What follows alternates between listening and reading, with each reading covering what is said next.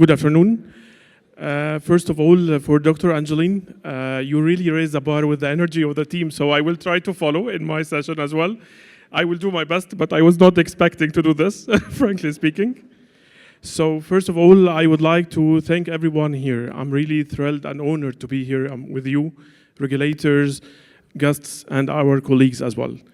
For me, having the AfriSummit as a face-to-face interaction, ongoing discussions with everyone is really an amazing, and this is not the first year for me.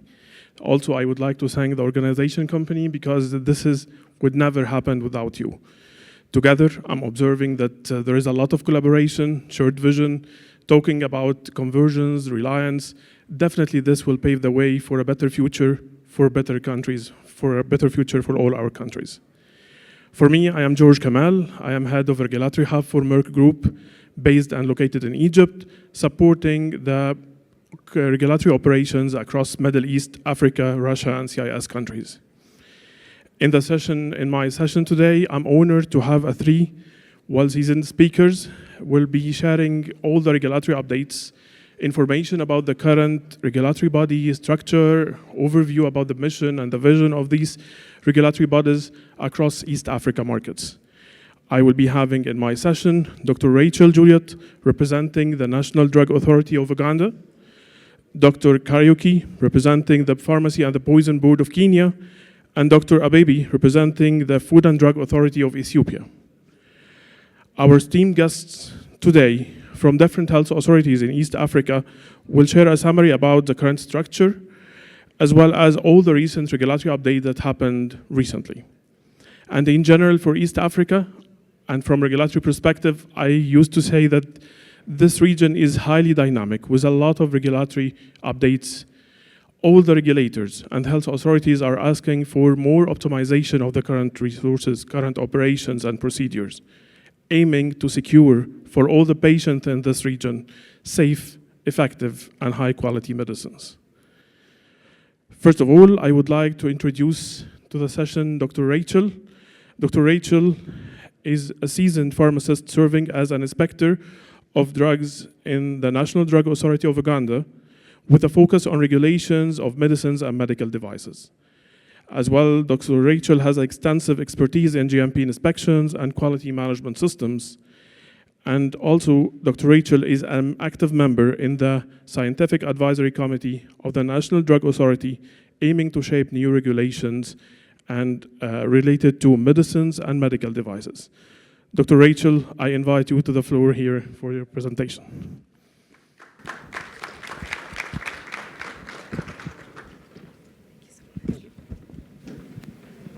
Thank you. Thank you, George. I'm just going to, it's lunchtime, I'm very aware, so good afternoon. We'll go briefly through the regulatory insights from the NDA, specifically for the GMP and marketing authorization. So we'll take us through the mandate, scope of regulation, GMP and marketing authorization, very briefly. So NDA's mandate, NDA was founded in 1993 under the National Drug Authority Act, Chapter 198. And the mandate is to ensure the availability at all times of essential, efficacious, and cost-effective medicines to the population of Uganda as a means of providing satisfactory health care and safeguarding the appropriate use of drugs. And as a vision, our vision is to be a world-class regulatory agency, and the mission is to promote human and animal health through the effective regulation of healthcare products. We do have 4 technical directorates in the NDA, that's product assessment and registration, where marketing authorization falls, inspectorate and enforcement, drug product safety, and laboratory services. So the scope of regulation covers conventional medicines, it covers traditional herbal medicines, biotechnology products, biosimilars that have been talked about here, medical devices including IVDs, blood and blood products.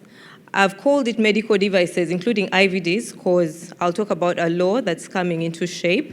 Previously, it was surgical instruments and surgical appliances.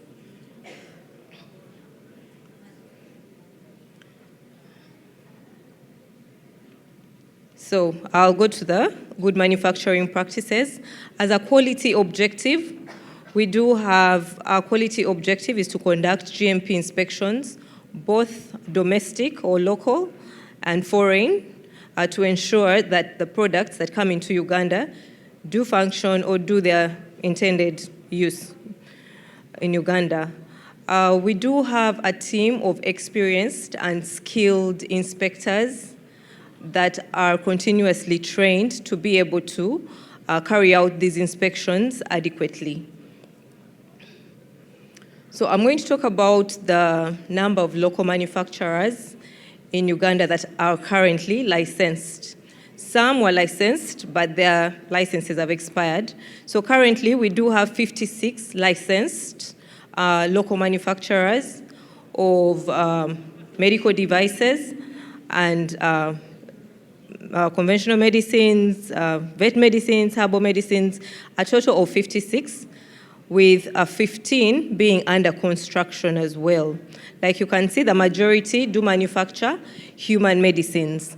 There are incentives in place to encourage stakeholders, different people to come and manufacture in Uganda so as to reduce the reliance that we have on imports.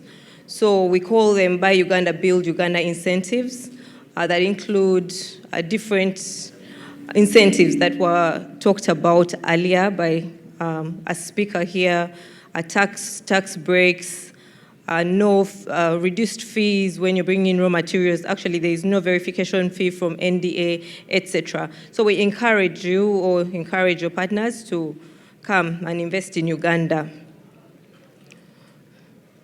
And then foreign inspections.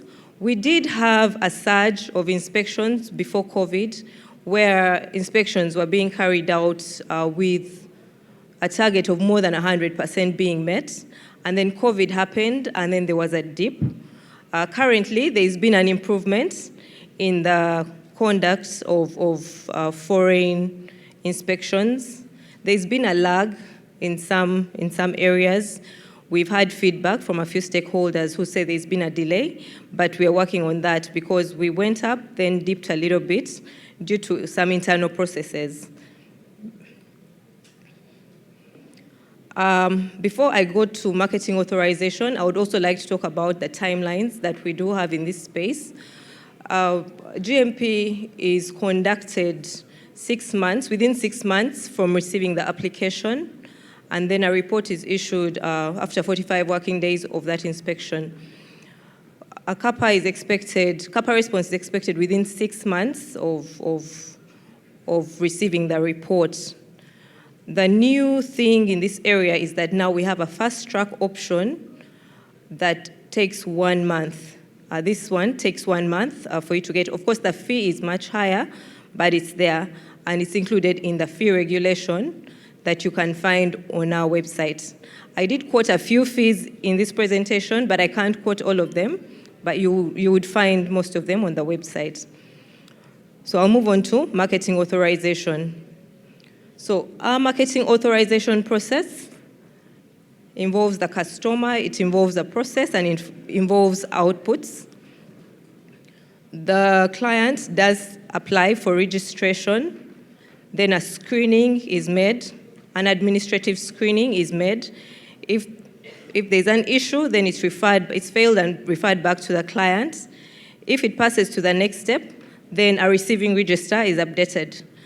Then the next step afterwards is a first dossier assessment that we know looks at technical screening, GMP status, the sample, patient information leaflets, API quality, FPP, clinical BE studies, etc. If it passes, then a first dossier assessment report is issued as an output to the client, as an output. If it fails, then it's referred back it just refers back to the customer. Then there's a second assessment that is done. Really, it's just part of quality assurance. If this stage passes, then a report is made and a recommendation is made to the CNF. In Uganda, the CNF is the Committee of the National Formulary. They do discuss these reports. If there is anything missing, then additional information will be requested from the client. When it's recommended to CNF, and CNF gives it a go-ahead, then it has to go to the board approval.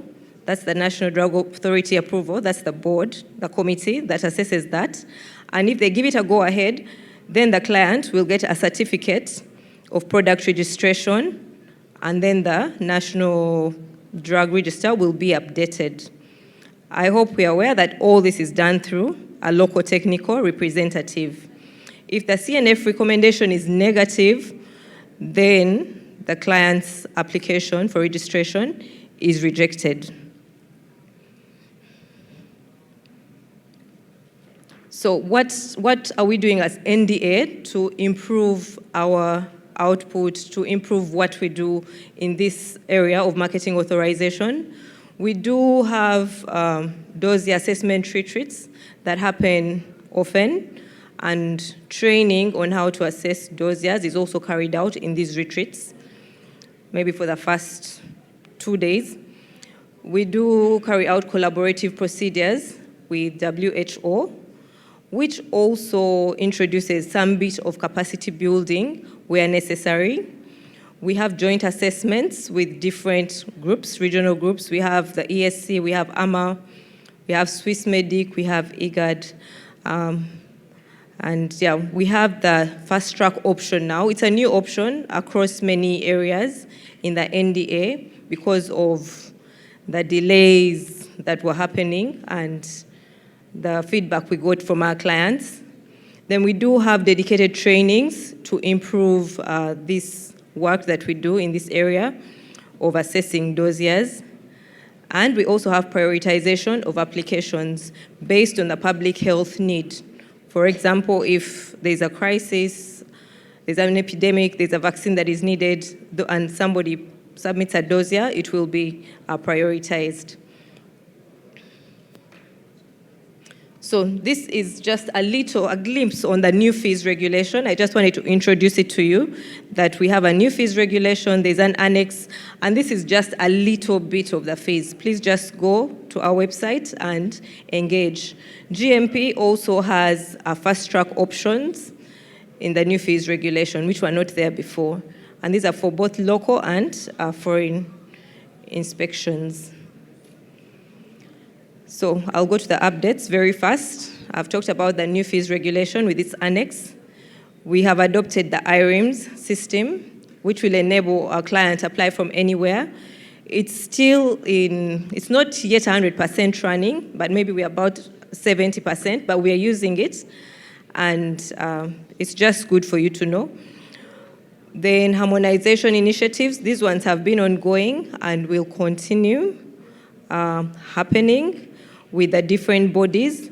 And I think we all know the advantages that come with such kinds of assessments. It makes our work faster and reduces timelines back to the client.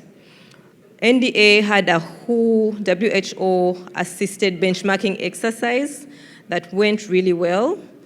WHO has been instrumental in pushing politically for the change in our law. It has really taken a while, but it has been instrumental. And because there's been headway, we had this benchmarking exercise. We're working on the IDPs right now. And the bill in Parliament that will introduce the new law has already been discussed, and we're just waiting for a second and a third hearing. I just want to say thank you. If anybody has any questions at the end, please do let me know. And thank you so much for hearing me out. Thank you.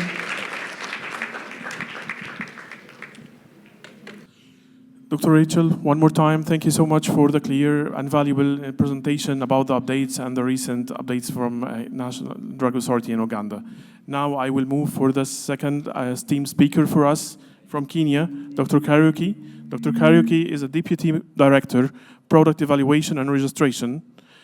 Mainly, Dr. Kariuki is acting on shaping the regulations of health products, technologies, and initiatives to enhance efficiency, reliance, and harmonization of marketing authorization process.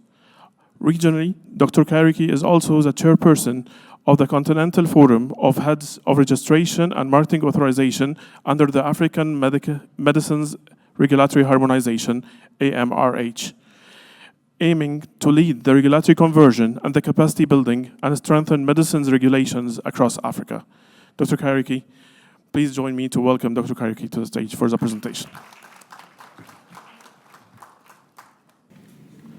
Thank you so much. My name is Kariuki, as you've heard. I know it's just about lunch, so I'll make my presentation even shorter than the rest. So I want just to talk about some of the developments that we have in innovation and regulatory ecosystems in Kenya. So I just want to highlight 3 areas, and one of them is the Center of Excellence for BE, Bioequivalent Studies and Pharmaceutical Research. And then I also want to talk about a pilot that we have on artificial intelligence screening tool that we've developed. And then finally, I just want to talk about the regulation of software as a medical device and AI-based medical devices in Kenya. So let me talk about this center that has been established. It's called the East African Regional Center of Excellence in Bioequivalent Studies and Pharmaceutical Research. This center was approved during the 25th ordinary meeting of the EAC, Sectoral Council of Ministers. It is going to be hosted in Kenya, and specifically by the University of Nairobi, in collaboration, of course, with the Pharmacy and Poisons Board. It's the first center of its kind in the EAC region and, COMESA regions as well. And it positions Kenya as a strategic hub for advancing pharmaceutical research, innovation, and regulatory science. So basically, what's the objective of this center? It is actually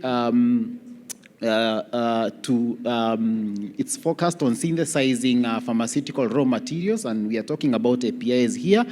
And then, obviously, even more importantly, to conduct BE studies, or bioequivalence studies for generic medicines.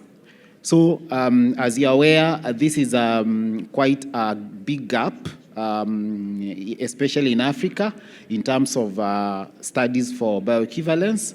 So actually, we see this as a strategic boost for local manufacturing capabilities that is going to improve the quality of medicines across the East African region. So it also aligns actually to the African Union Pharmaceutical Manufacturing Plan for Africa, PMPA, and as well as the Africa Medicines Agency framework, which seeks to build sustainable local manufacturing ecosystems. In terms of regulatory maturity, bioequivalence is one of the areas that is quite a big gap for countries that really want to get to ML3, Kenya being one of them, and of course our neighbors in Uganda and the rest of the countries. So we see this as one of the very, very strategic in terms of making sure that BE studies are conducted locally. And of course, this center is this is one of the objectives of the center.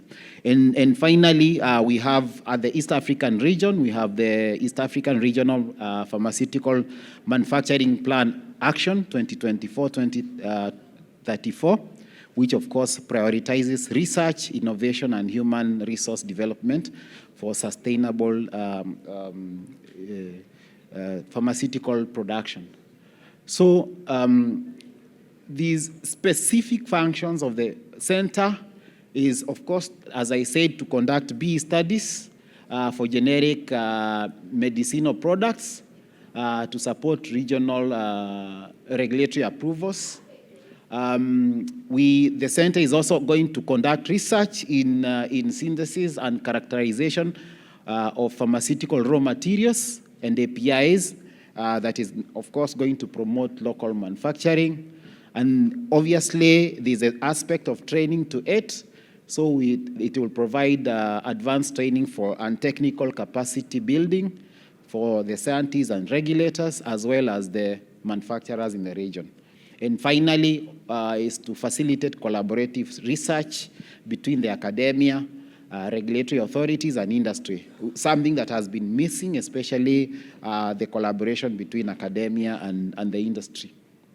And we hope that it will have an impact that will going to reduce the dependency on foreign testing laboratories and shorten the time required for marketing authorization of generic products. Obviously, as far as studies are concerned, all the local manufacturers in Kenya and most likely in the region, they depend on these studies most of the time outside the continent. So the other impact is, of course, to enhance the quality assurance system by ensuring that medicines circulating in the region meet internationally accepted bioequivalence and safety standards. Obviously, the other impact will be to attract the investment and partnership from academia, development partners, and the private sector. And finally, of course, to promote regional self-sufficiency in the production of essential medicines and critical raw materials. So the other update that I want to give is on a tool that we are testing on a screening tool. It's called Artificial Intelligence Technical Screening Tool.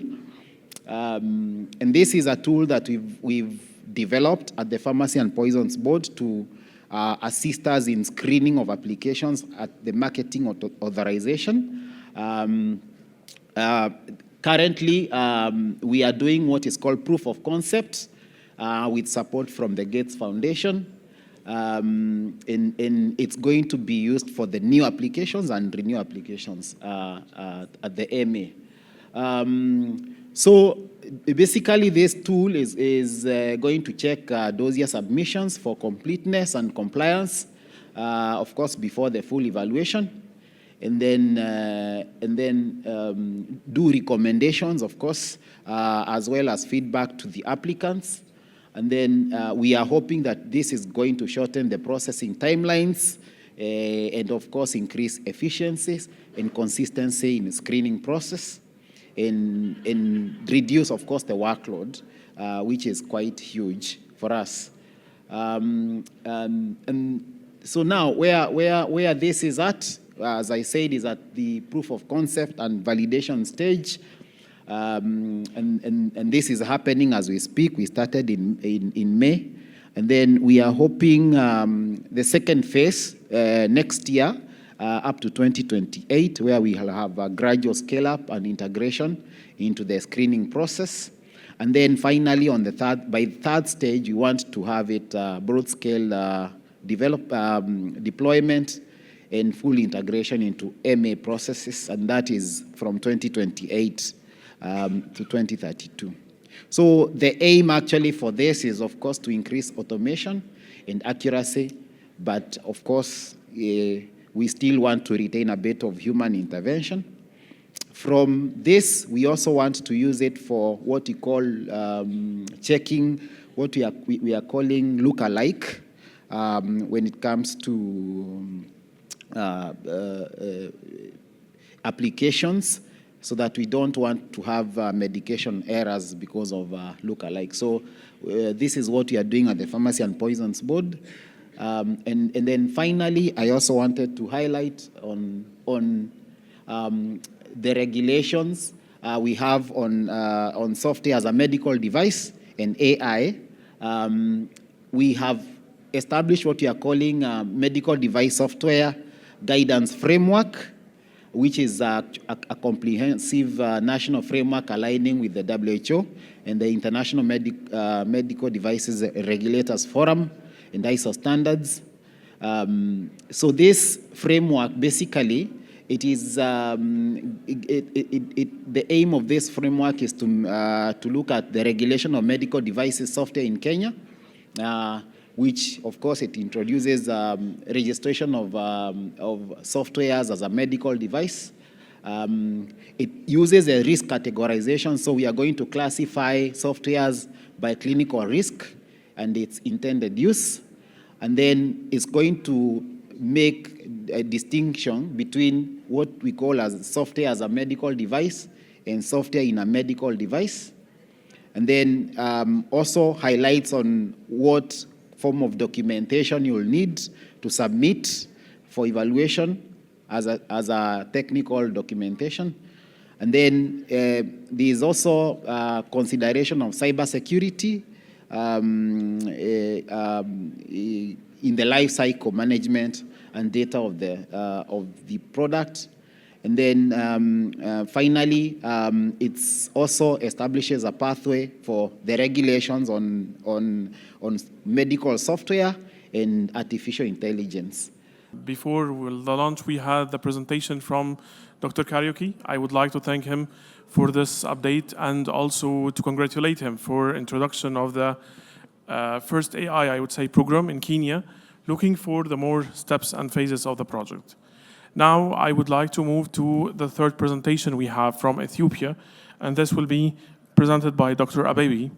Dr. Abebe's current position is a senior medicine registration expert in the Ethiopian Food and Drug Authority since 2016. Additionally, on the regional side, Dr. Abebe is a lead GMP auditor and has a track record of over 30 international manufacturers audits across different countries. On the regional side, Dr. Abebe is also the vice chairman for the East Africa Regulatory Affairs Professional Association. Now I will give the floor to Dr. Abebe to start the presentation for Ethiopia.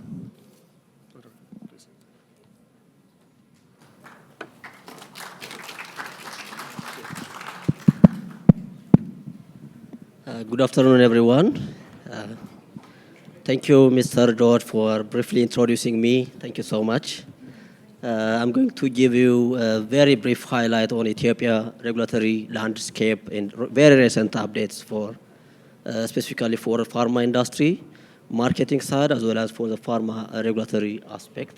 What is that?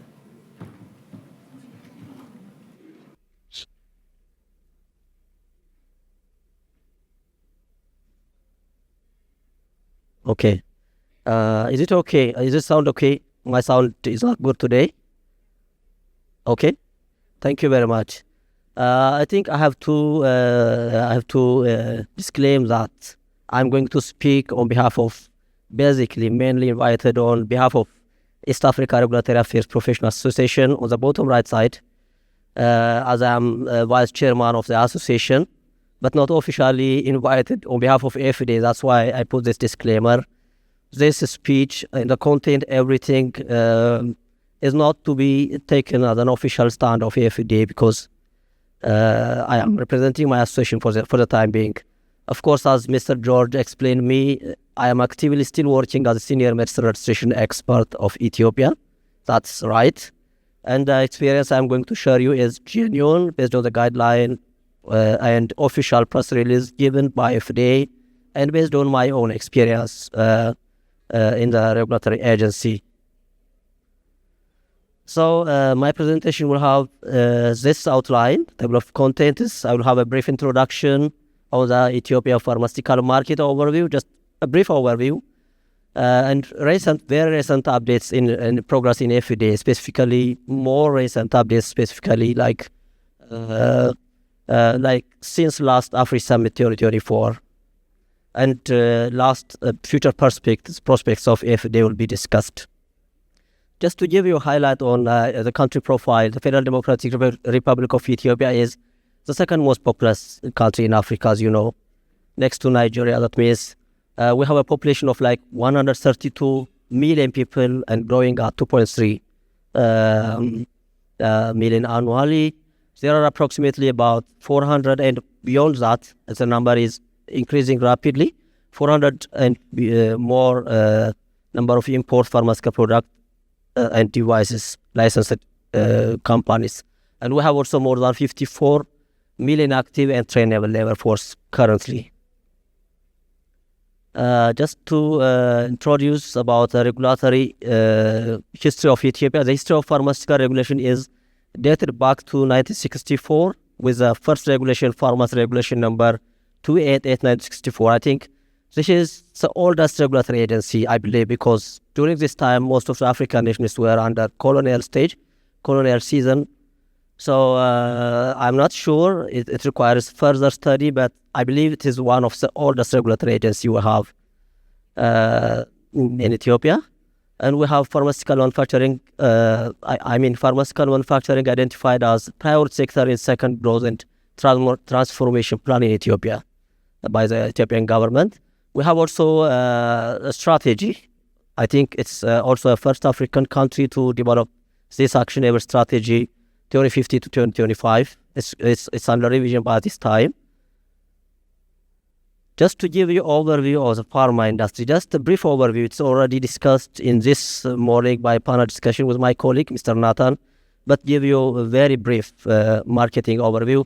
The Ethiopian pharmaceutical market was valued 1.5 billion in 2022, and with consistent 10% growth annually. The market is satisfied with through import mainly, about 85% import, and only 50% is covered by local production. This is based on our assessment, supply based analysis 2023 before 2 years. Just for a reminder, during that time, this is the current study, the current data. Then the total number of registered pharmaceutical products in Ethiopia is, right now, the data is taken on 25 October 2025, 4,359 products are registered in Ethiopia so far. And according to this study, out of 900 products listed in the essential procurement list of APSs, only 29% of the items have adequate registered options. So it's a very wide unsatisfied market we have in Ethiopia. And I don't know if you are be able to see this list. This is 40 products of essential pharmaceutical list identified with no registered option at all in Ethiopia this year. This is right away released in July 2025 by Ethiopian Pharmaceutical Services Agency, which is supplying 85% of the supply for Ethiopia. Like, for example, if you are going to register, or if you have an unregistered option for one of these products, then you will be automatically granted international tender. That means this is list of products we are actively requiring applicants very soon. 40 items listed by the National EPSS Agency. Thanks. The other, it's already discussed. The other opportunity in Ethiopia is for local production is state-of-the-art industrial parks we have. It's already discussed in this morning, so I will rush just for the sake of time. Tax exemption privileges are also other advantages by the Ethiopian government for local production.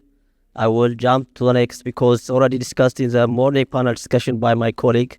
This is a 100% custom duty exemption for capital goods for investors for local production sector. And I prefer directly jump to the authority updates, regulatory updates. As I said, medicine regulation in Ethiopia is dated back to 1964. Ethiopia Food and Drug recently is organized by the local framework 11/12/2019. And this is our vision, to be a center of excellence in food and health products regulation in Africa. This is our vision. I think it's going to be met. And we have different regulatory tools developed for the same, like electronic regulatory information system, guidelines, and all that. I think this is something you need to share from us because it's recent updates since the last 2024 AfriSummit. Basically, I prepared like that. FDA has made different reforms and changes in our guideline, in our system, in the regulatory system in general. So mainly we have the updates or changes in strengthening regulatory system in general, and also changes or regulatory updates in regulatory procedure and release pathways. And lastly, for post-market surveillance requirements, we have massive reforms and updates. I think we need to discuss a bit detail in this.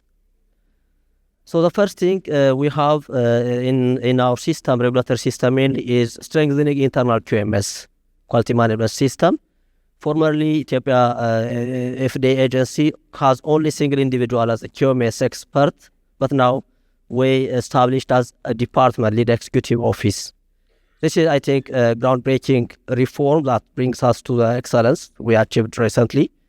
This is one of the area we made tremendous updates. The second one is transparency to the public and stakeholders. Currently started publishing product information, SMPC, and public assessment reports. It's already started. Maybe you can search your own product, SMPC, you'll get it on our website. You can Google it. We already started publication of SMPC and public assessment reports. And multiple product alerts and recalls were made public for substandard and falsified medicine. I think you are also following us with our social media platform. FDA has given so many updates regarding this publications. The third one is on track and trace. It's already discussed so many times before this session. The implementation of GS1 standards is started this year, 2025, for the track and trace of the product supply chain in Ethiopia. All exporters of medical products to the country were notified to sign up to FDA MVC Traceability Hub in a circular letter recently issued in July 2025. And all traceability-related activities are expected to be fully implemented into not later than on Thursday, June 2026, after a few months, with a possible grace period in 1 year. December 2026 is the last implementation target timeline. So the other update we have is on our procedures, updates in regulatory procedures in Ethiopia. And one of is, I think, Reliance is one of significantly changed procedure based on the newly approved guideline. We have approved the guideline on Reliance for medicine marketing authorization on December 2024, last year, before months. Accordingly, we have listed 39 National Drug Authority and institutions as reference agencies. So you can find a list of reference agencies as annexed on the guideline. You can browse the guideline on our website. The lists of agencies are annexed in the guideline for our reference agencies. IGAD and AMA procedures are included in our guideline as a new. The other one is GMP audit and certificate validity period is changed. Previously it was 5 years. Based on the directive recently released 1055/2025. It's now reduced to 5 years to 3 years. You have only 3 years validity period if you have Ethiopian GMP by this time. You need to consider renewal application, specifically if your certificate was issued in 2022 or before. This is a circular letter issued by FDA recently for the same. The third update is on our post-market surveillance requirements. FDA has similarly issued a guideline in 2023, but it's fully implemented. It's get into full implements very recently. We have, I think FDA has issued last reminder to assign QPPV for any marketing authorization holder. Last reminder letter was issued before a month. This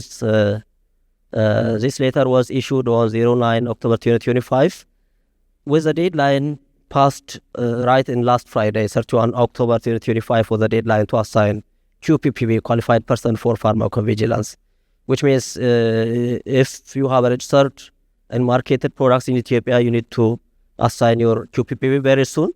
Otherwise, FDA will go directly to actions unless you go according to the target timeline.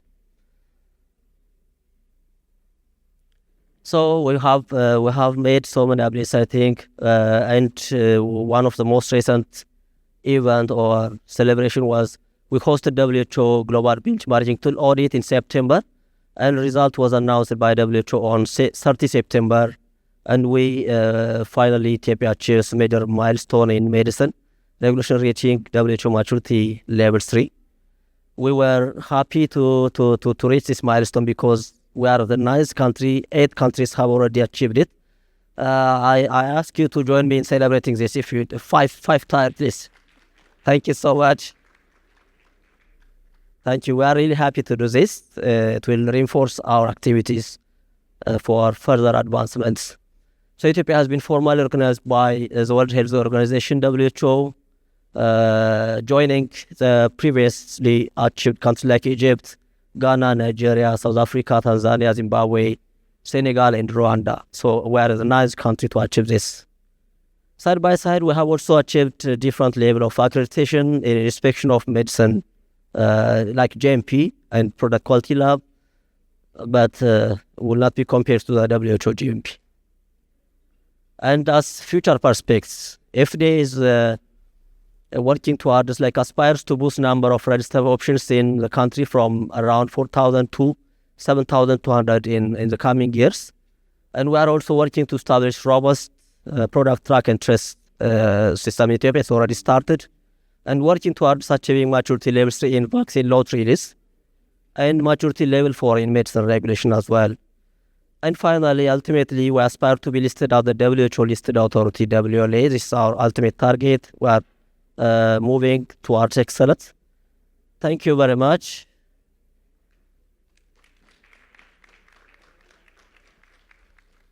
And I kindly ask you to join us in our association for regulatory system strengthening in Africa in general. We are inviting you to be a member of our association. Thank you very much.